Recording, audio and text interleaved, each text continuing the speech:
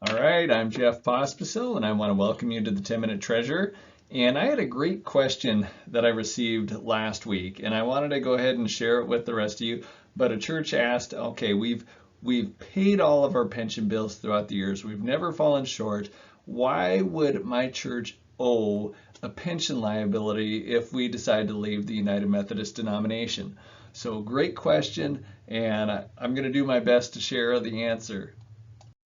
So the analogy that I came up to try to explain this or try to answer this was that of a group discount. So in the United Methodist world, our churches have been getting a group discount on the pension costs for their pastor.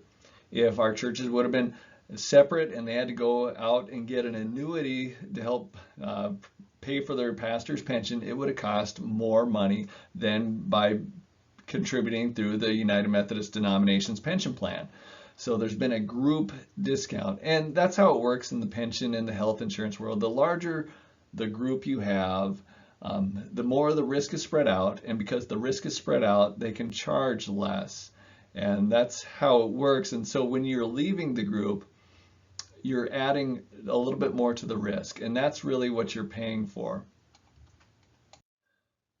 I want to give you an example using made-up numbers of how this looks like, but I do have a picture of some real pastors, so maybe that balances it out. I would think it would be very interesting if we had our billing from the denomination would show the full price and then the group discount for being part of the United Methodist denomination and then what we actually owe. But they don't do that. But it'd be a very interesting thing to see. So let's just say, for example, that for a pastor, if they were going to serve you to cover that years of service pension, it would cost $12,000. That would be the full cost. But because you're part of the United Methodist group, you get $1,000 off that bill. And so instead, your church pays $11,000. And now imagine you take that over the life of your church, all the different pastors that you have that are still beneficiaries. That discount would add up over those years, and that is equivalent to the risk. What I'm going to do now is I'm going to show you the behind the scenes of how I actually calculate the pension liability for an individual church. So here is the actual spreadsheet I use to calculate the pension liability for a church, and we do it on years of service. It's not a perfect system, but I think it's the most correct way to do it versus allocating it based on apportionments or membership or anything else, because your pension liability is related to the years of service of a pastor. So why wouldn't you try the best you can to allocate it based on years of service? And again, not a perfect thing. So this spreadsheet, these yellow numbers are ones I get right from Westpath. So the assets and liabilities for the CRIS plan as well as the MPP plan, those are in a group, and this is the Dakotas part of that. So I also get then the liability from there for pre-82. Pre-82 is a little bit of a different piece. It's just part of the pension plan. It's our oldest part of the pension plan.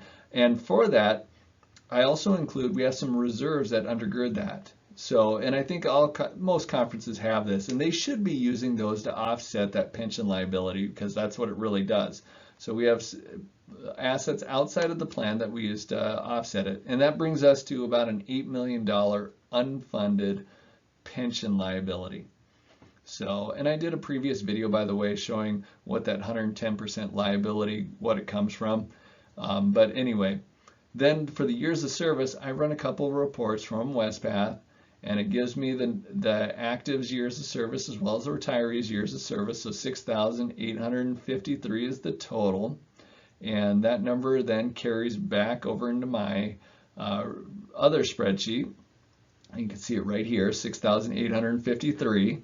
And then the church's years of service. This is a little bit tricky, actually, because I have a spreadsheet of all the pastors that have, and all their service, and where they served and all that kind of stuff. So I would look up the number, and I'm just going to plug in Stickney because I had calculated it once before. And so for Stickney, I would look through each of these pastors. How much time did they serve there? I'd usually verify that with Westpath. And are they still living, or is their spouse still living as a beneficiary? So if they have a beneficiary still, I would include that as a year of service. And I know some of these, like this one was a student pastor, so no pension. This one, they were serving while they were retired, so no additional pension there. These ones, also no pension. They were with another denomination. And so I would go ahead and I'd add all that up and again, verify it. Sometimes you got to look even in old journals, and then I'd put that number here. And it so happens that for Stickney, it comes to 21 years of service, and then it gives them a liability of $24,549.